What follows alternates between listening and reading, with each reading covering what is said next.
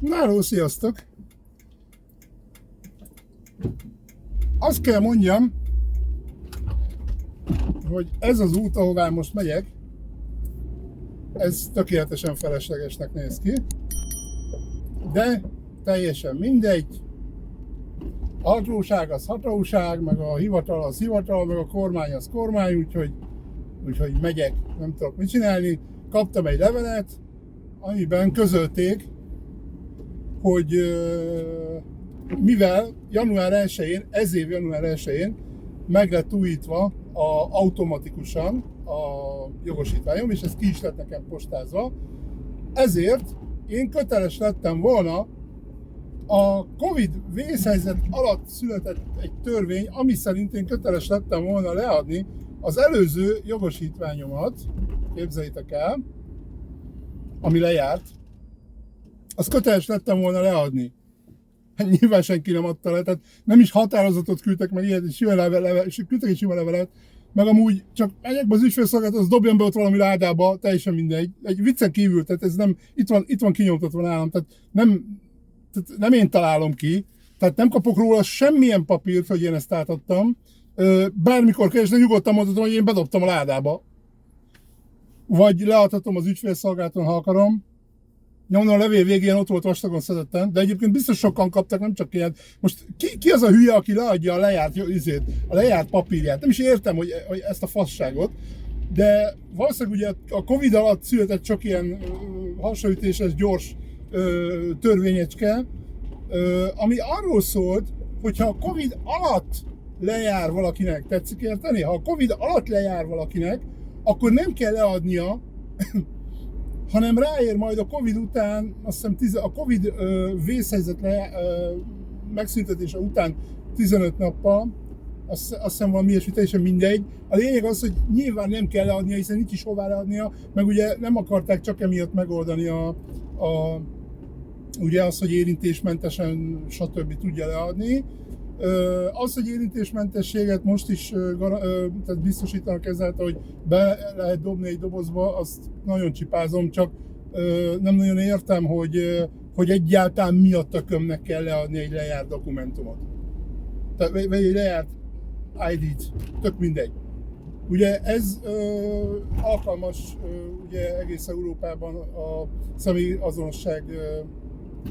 személyazonosságodat ezzel tudod igazolni. Ezért is nyilvánvaló, hogy ez azért egy kicsit meleg dolog, hogy én fogjam magam. Akkor is, ha lejárt, ugye a hamisítóknak mindegy, hát azoknak tök mindegy, és dobjam bele valami ládába. Értem én, hogy a kormányhivatal ügyfélvárójában elhelyezett ládába, de hogy ahhoz kifér hozzá a gyerekek? Hát nem, azt nem tudni, hogy kifér hozzá. Ugyanez volt egyébként a Covid alatt, ha te valami alapítványt akartad csinálni, valami civil szervezetet, ezt első kézből tudom ezt az infót, mert hogy ezen átmentem. Egy ládába kellett bedobni valami olyasmi, hogy a biztonsági őr ürítette a ládát, és a bírók, akik ugye ezt elbíráltak, ezek otthonról dolgoztak. Na, Covid után 2 évvel is még ez volt a helyzet. Értitek? Megtetszett nekik. Bőven túl voltunk a Covidon, már mindenki dolgozott, de bőven, tehát nem annyira, hogy mit tudom, egy pár hónapja, nem, nagyon-nagyon-nagyon régóta. Már mindenki dolgozott, és ugyanez volt a helyzet, hogy tele olyat, amiben akár több száz vagy több ezer ember, ugye mondjuk egy alapítványt csinálsz, vagy több ezer lehetnek, vagy egy civil szervezetet csinálsz, több ezer ember érzékeny adata benne van, egy olyan pakkot, dokumentumpakkot, te tegyél be egy ládába, azt majd lesz valami. Tehát ez gyerekek, ez a magyar közigazgatás, meg egyáltalán ez a bürokrácia, meg ez az egész. És mindezt az online korszakban, gyerekek. Tehát amikor már tényleg összerítjenteni, mennyiből tart egy online űrlapot most komolyan egy civil szervezet létrehozására?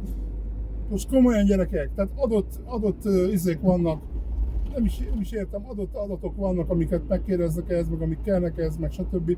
Nem is értem az egészet, hogy miért kell ezt a hajcihőt. Tehát nem értem az egészet. Akkor a másik. Megérkezett a csomag, amit vártam, ugye Facebookon már kiírtam, hogy ugye a házat várom, meg még egy-két apróságot hozzá, hogy érkezzen, hát megérkezés körülményei. MPL 10 óra 04-kor küld nekem egy e-mailt, hogy a csomag érkezhet. A napot azt nagyjából tudtam, mert azt már a kereskedő is jól tüntette fel, hogy melyik napon várható. 10 óra 04-kor küld az MPL egy e-mailt, előtte nem. Tehát előtte, amit küldött, az csak az azt hiszem még a nap se volt rajta, hanem annyi volt rajta, hogy majd azon a napon, így van, azon a napon, amikor majd érkezik, azon a napon fogok kapni egy értesítőt. Tegnap volt, tegnap kiküld 10 óra 04-kor egy értesítőt, hogy 8 órától, reggel 8 órától hagyok időt, délután 17 óráig bármikor érkezhet a csomag, a futár a csomaggal. Úgyhogy, hát ez most erre mit mondjak? Mit mondjak, srácok? Hogyha dolgoznék, tehát munkahelyen, ezt nagyon zokon venném. Ja, de egyébként ez így is volt. Hát, ugye most már nem MPL futárok vannak legalábbis itt nálunk, hanem szerződött partnerek. Tehát nem MPL-es kocsival rohangáló saját 80 éves bácsikák, hanem külsősök vannak, külsős cég csinálja ezt a postának, le vannak vele szerződve. Ez már 1 forinttal jobb, mert eddig még ez se volt, mert hogy amikor még a bácsikák csinálták MPL-s kocsikkal, akkor konkrétan felhívott a bácsika, aki hozzánk jár, nevezzük bácsikának, bár más szavakat használnék rá, felhívott és lebaszott, de ordinári hangnembe, hogy minek rendelek én csomagot ide, hogyha nem vagyok itthon. Hát én a szokásos finom orgánumomba közöltem vele, hogy azért bazd meg, mert basztok küldeni értesítést még arról is, hogy melyik nap szállítjátok ki, nem hogy hány órakor. Azért bazd meg. És még nem tetszett neki. Tehát ő neki ez nem tetszett. Még neki állt följebb, hogy hát egyáltalán és miért is. És mit képzelek én? Érted? Tehát akkor így működött a Magyar Posta logisztika, mert van képük, ezt logisztikának hívni, gyerekek.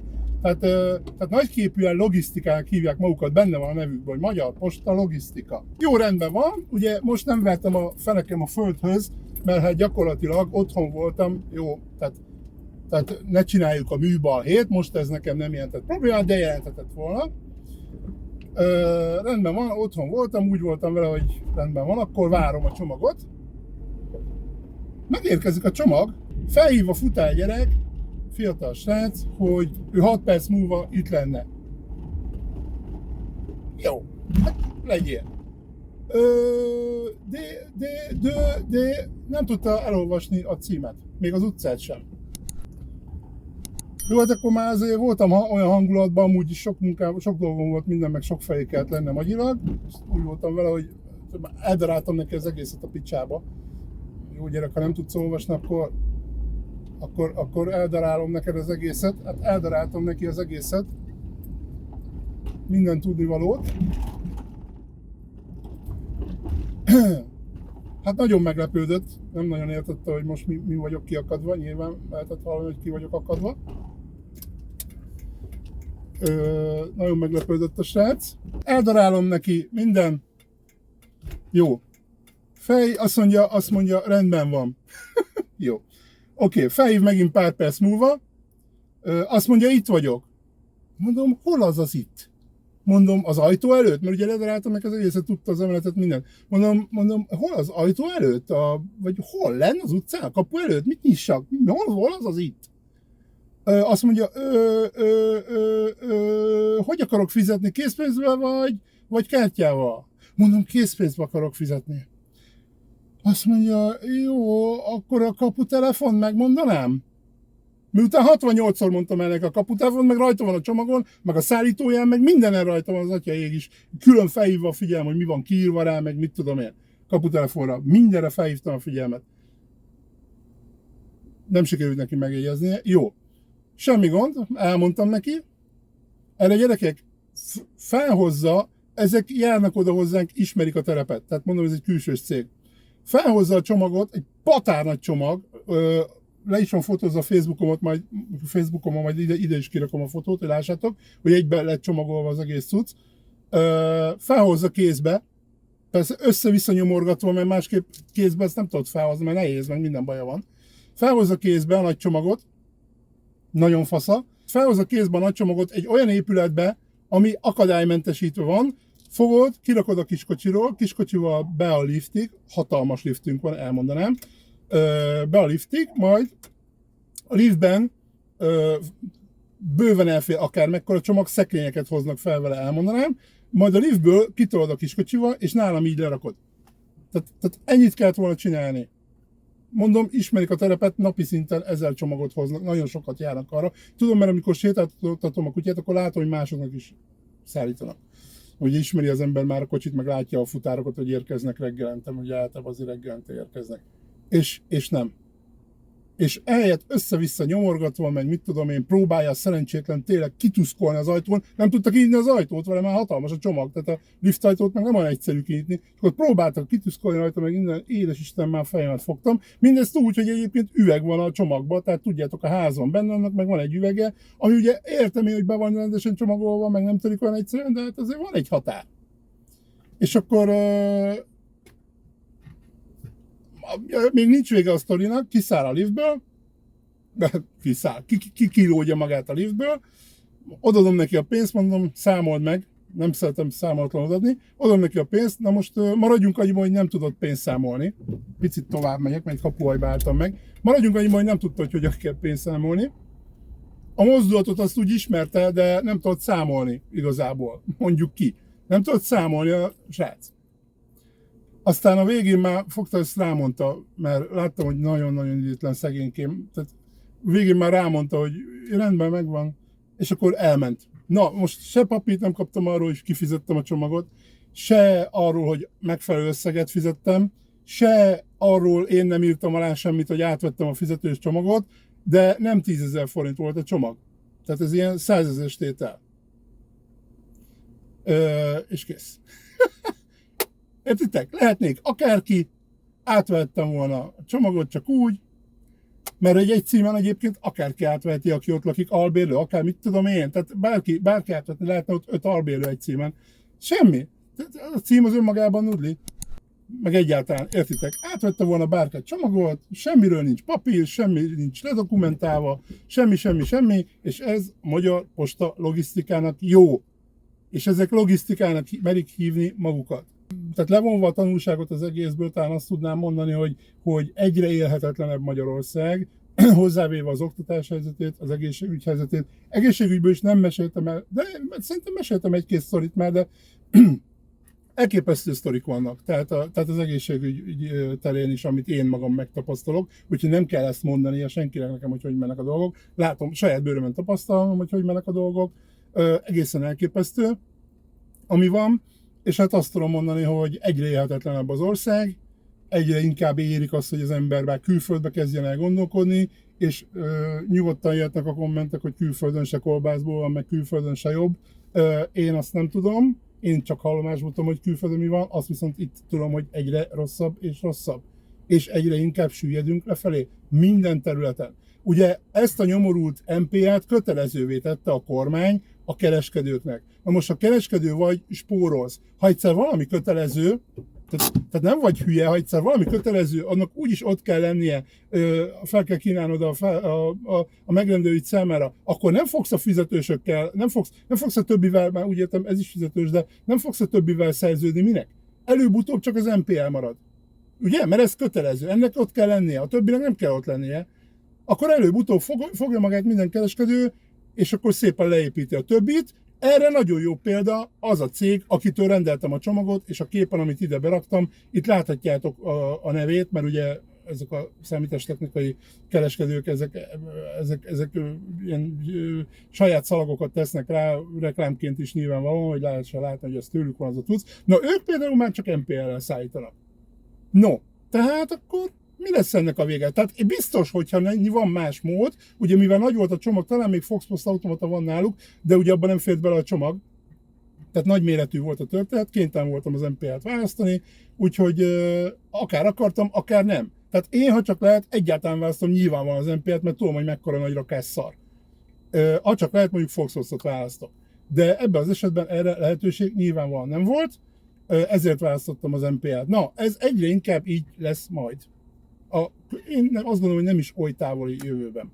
Sajnos ez így lesz, hogy majd csak az MPL-t lehet választani. Nyilván a kormánynak is ez a célja, ezért tette kötelezővé a kereskedőknél azt, hogy választható kell legyen az MPL. Na, hát nem sokára majd csak ez lesz választható. És akkor ennyi lesz a kínálat, mint ahogy most is egyébként annál a kereskedőnél, akitől rendeltem a csomagot. No, úgyhogy gyerekek, szép jövő vár ránk nagyon, azt kell mondjam, csodálatos, alig várom, hogy mi fog még történni. Ez van, ennyire élhető ez az ország. Na, jó van. Kipanaszkodtam magam mára is, szevasztok!